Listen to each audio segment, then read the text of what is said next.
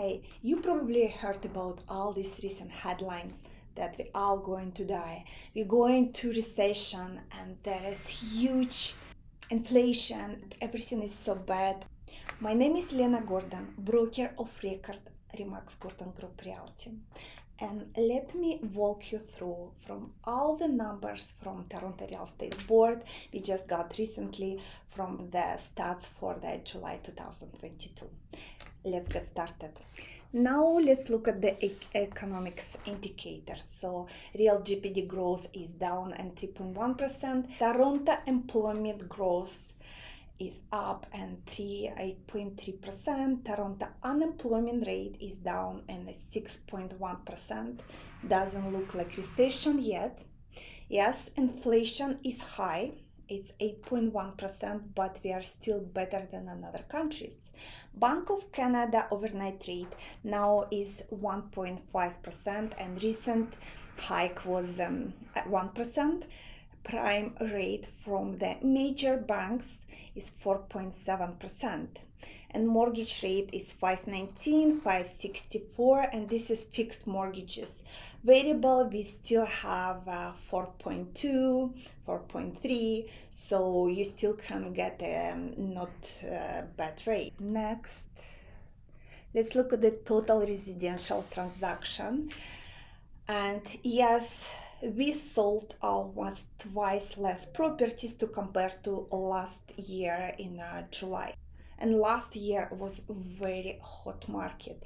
If you look on the seasonal adjustments to compare July 2022 to June 2022, we have like minus 7.3% of the sales, and this is actually normal for balanced market, because now we're going to August, and August it's usually months when everyone is taking time before school starts. Now look at the average selling price.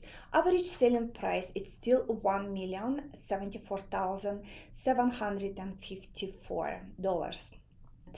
To compare to the July 2021, we still up by 1.2%. It's still different for different area and different property types, and we'll get to that in a couple minutes.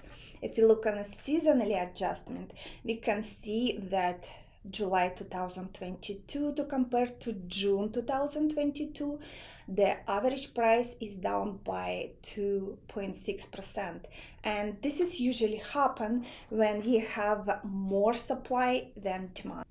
New listings.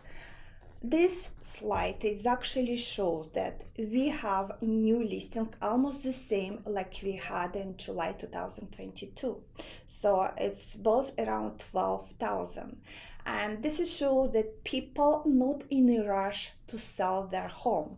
So they have a equity in the home and they're not, under the pressure to sell it and get the money out. And if they're not in a rush, it doesn't look like market is going to crash. Days on the market. In this slide, I want to mention the difference between property days on the market and listing days on the market. Sometimes people list house one, twice, or more times, just trying different strategies. And the listing days on the market that will show this listing for this house for this moment. So, and it's 19 days. Yes, before it was 14 days. And days, property days on the market, it's usually all the listings what was done for this property. It's 29. It's still not so bad. We can see the houses are still getting sold. And this is my favorite slide. So now let's compare actually sales and average price by major home types. So let's start from sales, from the number of sales, and we can see that number of sales for detached houses are almost 2.5 times bigger in 905 area. Semi-detached, we are like almost 2 times more, townhouses almost 3 times more. So that shows that probably they have more activities in 905 area because the houses are still more affordable in that area.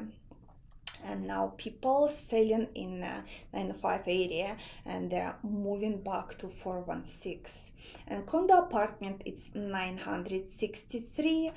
And to compare to condo apartments 905 area, we actually have more apartments in 416 area. So I wouldn't go too crazy about this number. Average price. We can see that average price is still more expensive in 416 area to compare to 905, basically because it always was more expensive. The land is more expensive.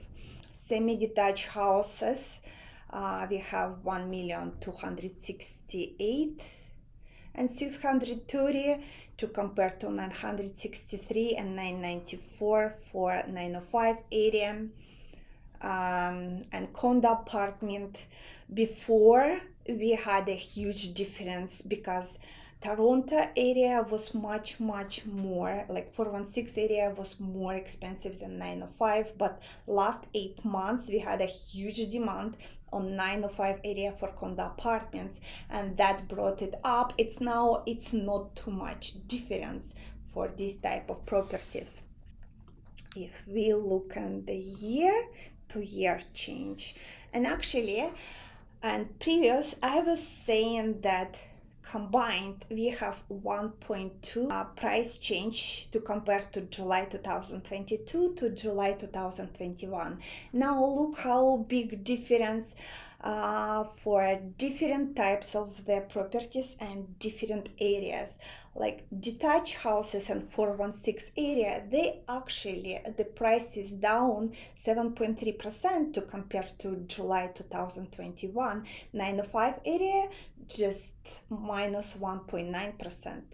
Look, the property getting less expensive. It's semi-detached and townhouses, and we see not such a big drop in the price.